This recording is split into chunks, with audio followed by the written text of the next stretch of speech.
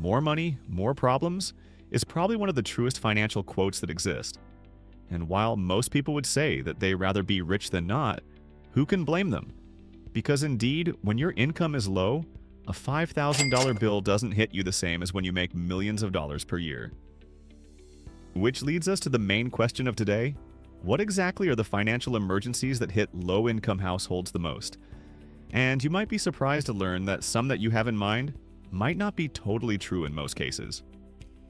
So let's get into it. Low-income households face many of the same emergencies as everyone else: medical issues, job loss, housing problems, transportation breakdowns. The difference isn't the type of emergency, it's how exposed everything is when it happens. When income is already tight, there's very little buffer between getting by and falling behind.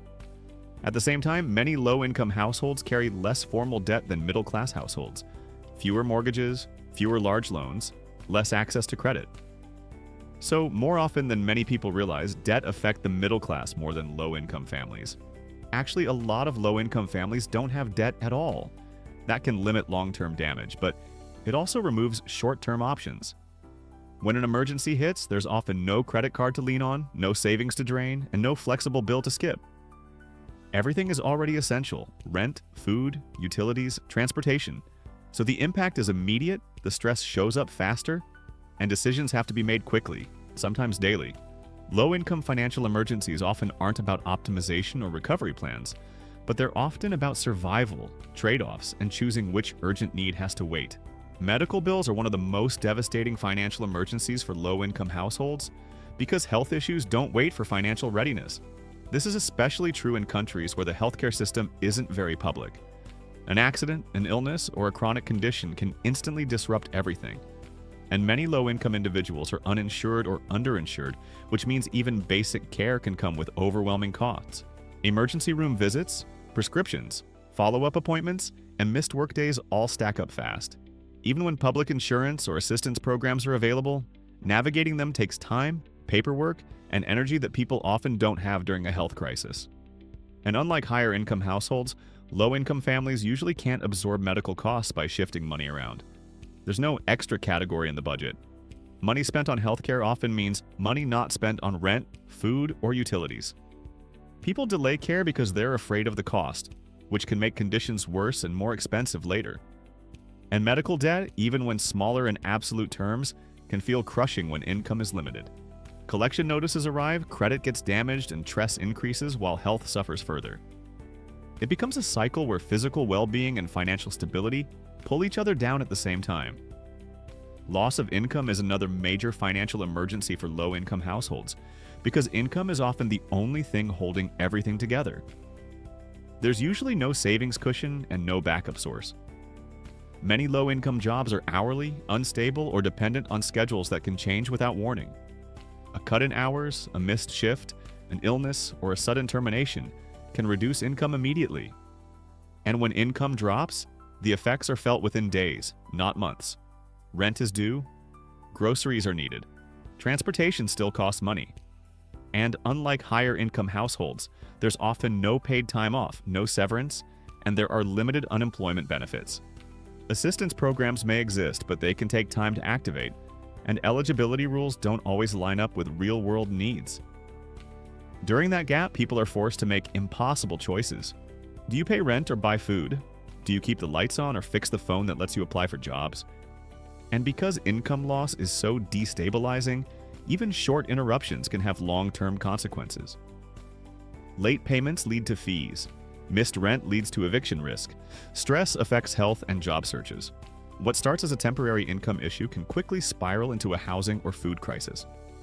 Rent increases are a uniquely painful financial emergency for low-income households, because housing already consumes such a large share of their income. We're sometimes talking about 50 to 80% of the total after-tax revenue, especially if you're living alone. So when rent goes up, there's often nowhere else for that money to come from. Wages don't magically rise overnight. Benefits don't automatically adjust, and moving isn't simple or cheap. So when rent increases hit, households are forced to absorb them immediately, even if it means cutting essentials. Food quality drops, medical care gets postponed, transportation becomes unreliable. In some cases, people take on informal debt borrow from family, or rely on short-term solutions just to stay housed. And because affordable housing options are limited, pushing back against rent increases isn't realistic. The threat of displacement creates constant anxiety. The housing instability affects everything else, and job performance may suffer as well. All of that without mentioning how children's schooling can be disrupted and how your mental health can decline.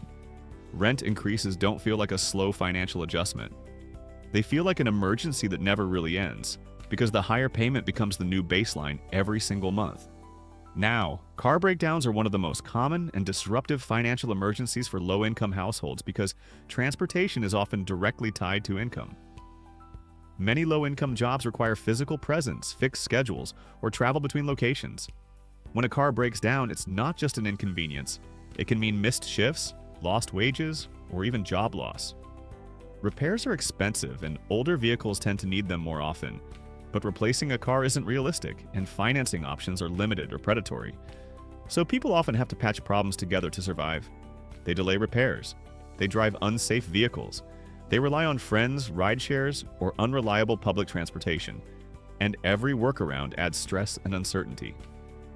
A single breakdown can trigger a chain reaction because missed work leads to lower income, and lower income makes repairs harder to afford.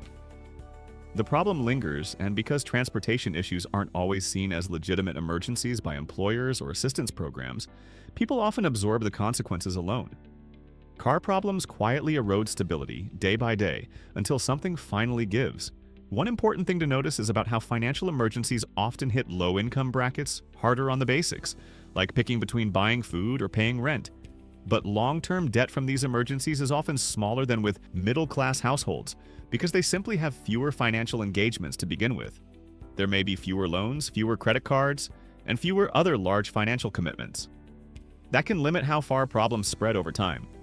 But it also means emergencies feel sharper in the moment. There's no cushion, no delay, no soft landing. Every dollar matter and every disruption forces immediate trade-offs. And thanks to all that, low-income households often develop incredible resilience, creativity, and discipline just to survive. But this resilience shouldn't be confused with safety because we all know that the financial system leaves very little margin for error. And when it hits you hard, the point of return to your normal lifestyle can take years and sometimes even decades for some people. And so, the faster anyone realizes the risks that might affect their daily lives, the faster they can find solutions or ideas to prevent too much damages from events we know are quite likely to occur at some point in the future. Now, if this video helped you understand low-income financial stress a little better, why don't you click on one of the videos showing on your screen right now, where we dive deep into other financial content. See you on the next one.